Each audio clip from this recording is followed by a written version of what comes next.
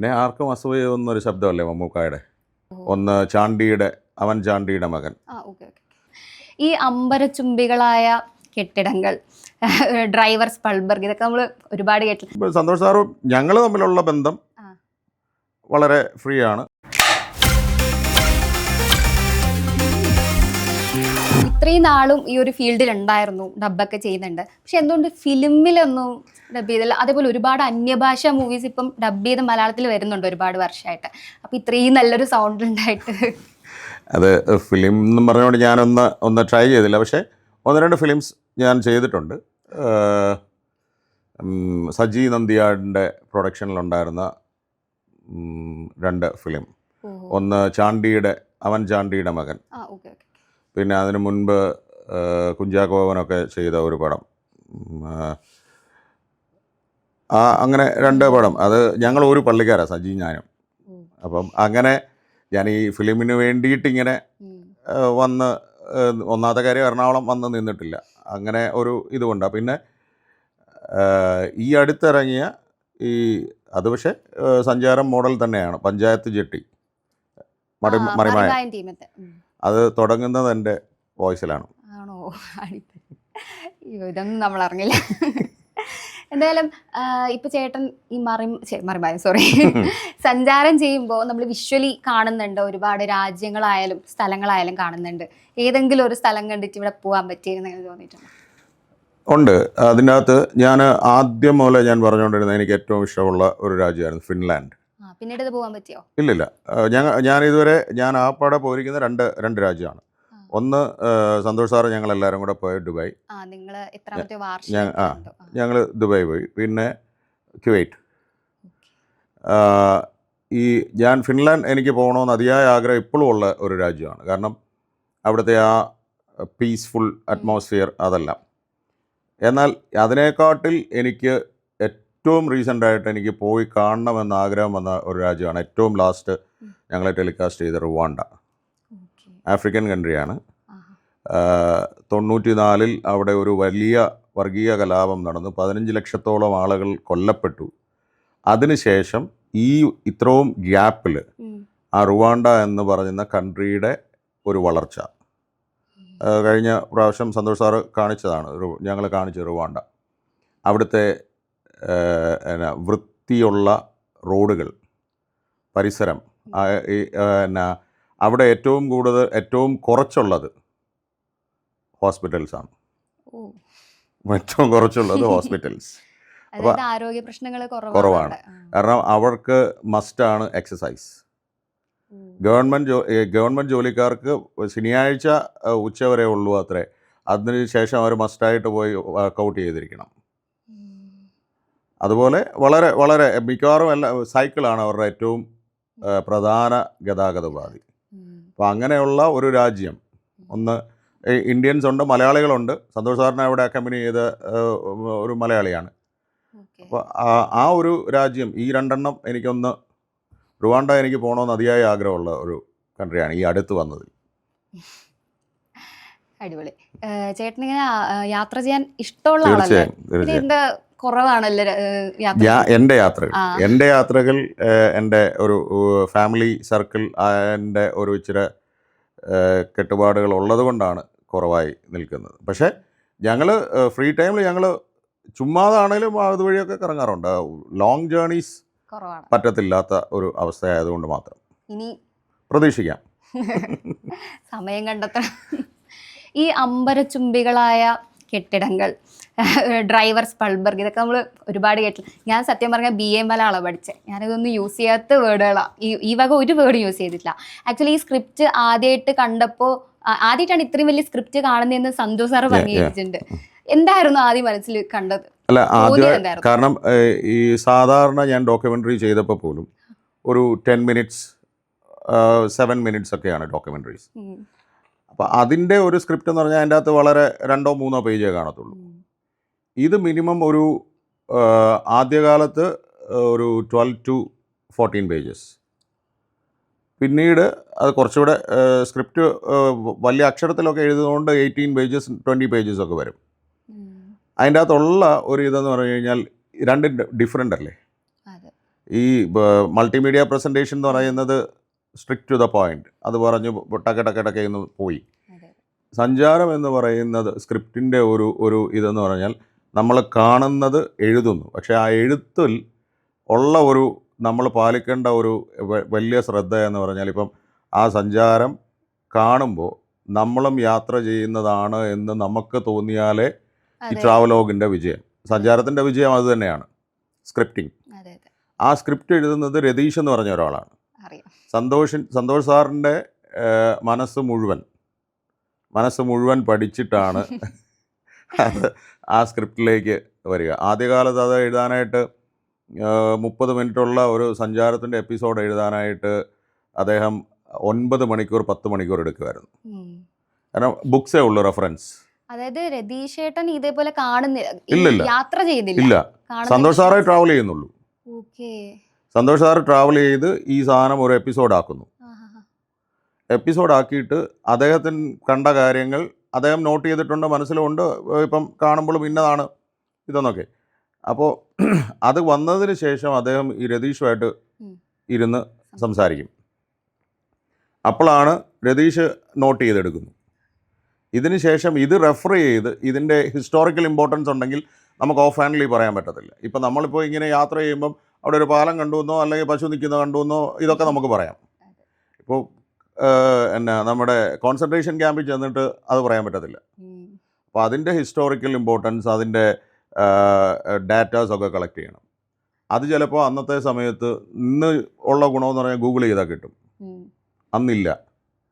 അപ്പോൾ ഈ പർട്ടിക്കുലർ ഈ ബുക്ക് എടുക്കണം, ആ ബുക്കിൻ്റെ ഏത് പേജിലാണ് ഈ സംഭവങ്ങൾ വിവരിക്കുന്നതെന്ന് അത് ആദ്യം പോലെ വായിച്ചാലേ പറ്റത്തുള്ളൂ, പിന്നെയും. അപ്പോൾ അങ്ങനെ തപ്പിയെടുത്താണ് ആദ്യകാലത്തെ ഈ സ്ക്രിപ്റ്റ് ഉണ്ടാകുന്നത്. അതിൻ്റെ ഒരു വാല്യൂ എന്ന് പറഞ്ഞാൽ സഞ്ചാരം സന്തോഷ് ജോർജ് കുളങ്ങരയുടെ ഫൈനൽ പ്രോഡക്റ്റായിട്ട് വരുമ്പോൾ പ്രധാനപ്പെട്ട ഒരു റോൾ ഈ സ്ക്രിപ്റ്റിങ്ങിനും ഉണ്ടാവും. അദ്ദേഹത്തിൻ്റെ മനസ്സ് എങ്ങനെയാണോ അതാണ് പകർത്തി വെക്കുക. അപ്പോൾ അത് പകർത്തി വെക്കും. ഇത് അതിനേക്കാട്ടിൽ രസം ഈ സ്ക്രിപ്റ്റ് മുഴുവൻ എഴുതിയിട്ട് അദ്ദേഹം വായിക്കും, സന്തോഷ് സാർ വായിക്കും. അപ്പോൾ സന്തോഷ് സാറിൻ്റെ മനസ്സിലുള്ളത് കറക്റ്റായിട്ട് വന്നില്ലെങ്കിൽ അതിൻ്റെ തിരുത്തലുകളൊക്കെ വരുത്തിയിട്ടാണ് പിന്നെയും വരുന്നത്. അത് കഴിഞ്ഞിട്ടാണ് ഫൈനൽ സ്ക്രിപ്റ്റാണ് എൻ്റെ കയ്യിൽ വരുന്നത്. അത് കഴിഞ്ഞ് സന്തോഷ് സാറ് അത് കാണും. എന്നിട്ട് ആ വേർഡ് അവിടെ ഫിറ്റിനായില്ല എന്നുണ്ടെങ്കിൽ പിന്നെ ഞങ്ങൾ എടുത്തിട്ടുണ്ട്. അപ്പോൾ ആ സഞ്ചാരം എന്ന് പറയുന്നതിൻ്റെ പുറകിൽ വളരെ വലിയൊരു അധ്വാനമുണ്ട്. എൻ്റെ ചെറുതേ ഉള്ളൂ, കാരണം എനിക്ക് സ്ക്രിപ്റ്റ് കിട്ടി ചെന്ന് പറഞ്ഞിട്ട് പോന്നാൽ മതി. പക്ഷേ മറ്റവർ സ്ക്രിപ്റ്റ് വായിക്കാനൊക്കെ എങ്ങനെയായിരുന്നു? കുഴപ്പമൊന്നുമില്ലായിരുന്നു. സന്തോഷ് സാർ എങ്ങനെയാ, ഭയങ്കര സ്ട്രിക്റ്റ് ആയിരുന്നോ അതോ? ഇല്ലല്ല, സന്തോഷ് സാറും ഞങ്ങൾ തമ്മിലുള്ള ബന്ധം വളരെ ഫ്രീ ആണ്. ഇപ്പോൾ 26 വർഷത്തോളായില്ലേ, എങ്ങനെയാണ് നിങ്ങൾ മൂന്നുപേരും തമ്മിലുള്ള ഒരു ബോണ്ട്?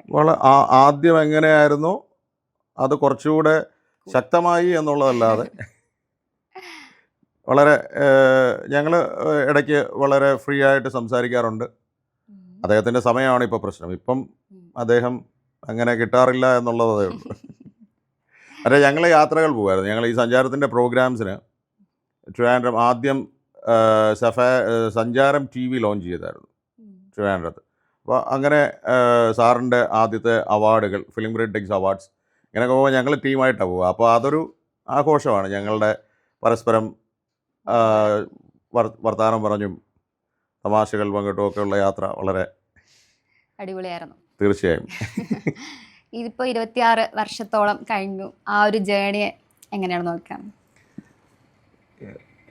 ഒരു ഞാൻ പറയാം, സഞ്ചാരം എന്ന് പറയുന്നത് ഒരു വലിയൊരു യാത്രയാണ്, തീർത്ഥയാത്ര പോലെയാണ്. കാരണം അതിൻ്റെ അകത്ത് ഈ മറ്റുള്ള വർക്ക് പോലെയല്ല സഞ്ചാരം. അതിൻ്റെ പുറകിലത്തെ സന്തോഷ് സാറിൻ്റെ ഡെഡിക്കേഷൻ, ഈ ഫാമിലിയെയും വിട്ട് ഈ 190 രാജ്യങ്ങളിൽ യാത്ര ചെയ്യുക എന്ന് പറയുന്നത് ചെറിയ കാര്യമല്ല. അദ്ദേഹത്തിൻ്റെ യാത്രകൾ അത് മനസ്സിലാക്കി ആ കറക്റ്റ് സ്ക്രിപ്റ്റിംഗ്, ഇത് കഴിഞ്ഞിട്ട് ഞാൻ ഒരു എപ്പിസോഡ് ചിലപ്പം ഒരു 45 മിനിറ്റ് കൊണ്ട് എടുത്ത് കഴിഞ്ഞേക്കാം. ഒരു എപ്പിസോഡ് ഒരു ദിവസം ഒരു എപ്പിസോഡാണോ? അല്ലല്ല, ഒരാഴ്ചയിൽ ഞങ്ങൾ 5 എപ്പിസോഡ് എടുക്കും. ഇപ്പോൾ പണ്ട് ഞങ്ങൾക്ക് ഒരു എപ്പിസോഡ് എടുത്താൽ മതിയായിരുന്നു, ഏഷ്യാനെറ്റിലായിരുന്നു. ഇപ്പോൾ സഫാരി 5 എപ്പിസോഡ്സ് വരുന്നുണ്ടല്ലോ. അപ്പോൾ ഒരാഴ്ചയിൽ 5 എപ്പിസോഡ്സ്. അതിന് ശേഷം അതിൻ്റെ എഡിറ്റിങ്സ്, മിക്സിങ്, ഇത് കഴിഞ്ഞിട്ട് ഇത് അപ്ലിങ്ക് ചെയ്യുന്നത് എറണാകുളത്തു നിന്നല്ലേ, അതുമായി പോകുന്ന ആളുകൾ ഉൾപ്പെടെ ഇവരുടെ എല്ലാം ഒരു പെയിൻ, ഇവരുടെ എല്ലാം കോൺട്രിബ്യൂഷനാണ് സഞ്ചാരം. ഒരാളുടെ തന്നെ എന്ന് ഞാൻ ഒരിക്കലും, സന്തോഷ് സാറാണ് മെയിൻ, അദ്ദേഹത്തിൻ്റെ പാർട്ട് അത് വലുത് തന്നെ. ബാക്കി ചെറിയ ചെറിയ ചെറിയ ചെറിയ ആളുകൾ, അത് കണക്ട് ചെയ്യുന്ന മാല പോലെ കളക്ട് ചെയ്യുന്ന താഴെ വരെയുള്ള ആളുകൾ, അവരുടെ തീർച്ചയായും അതിനെ ഒരു സിമ്പിൾ ജേണി ആയിട്ട് നമുക്ക് കാണാൻ പറ്റില്ല.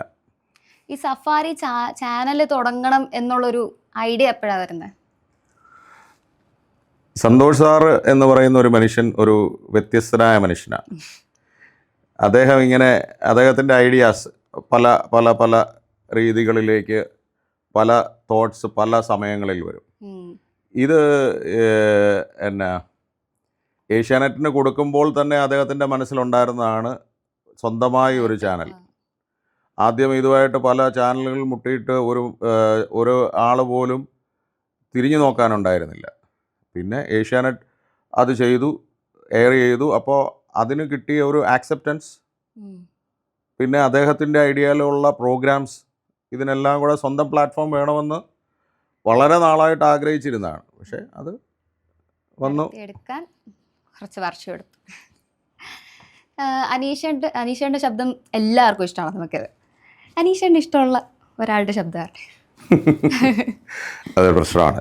എനിക്ക് ഏറ്റവും ഇഷ്ടമുള്ള ശബ്ദം എന്ന്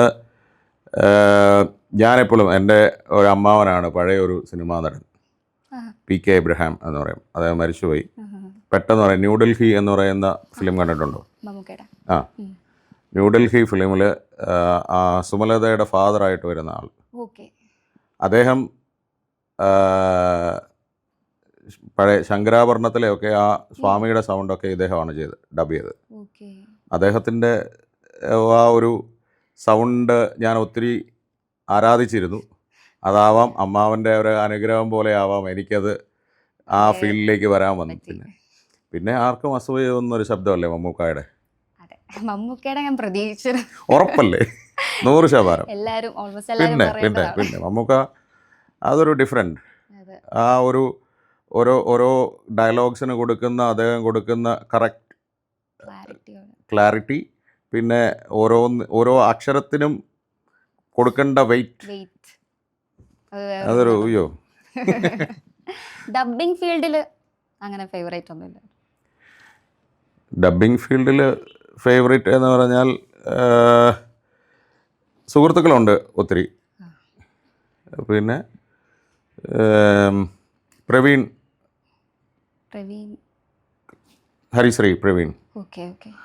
നല്ല സുഹൃത്തുക്കളാണ്. ഏറ്റവും കൂടുതൽ ഇപ്പം സത്യം പറയാൻ മലയാളത്തിൽ ഏറ്റവും കൂടുതൽ ഈ കട്ടപ്പ ഒക്കെ സൗണ്ട് അദ്ദേഹത്തിൻ്റെയാണ്. പ്രവീണൊക്കെ ഓക്കെ. അപ്പോൾ അവസാനമായിട്ട് നമ്മുടെ തീ സ്റ്റുഡിയോസിൻ്റെ ഒരു ചോദ്യമാണ്.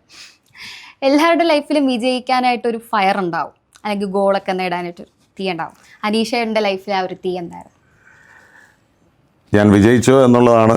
വിജയിച്ചു, നമ്മുടെ കണ്ണിൽ വിജയിച്ചു.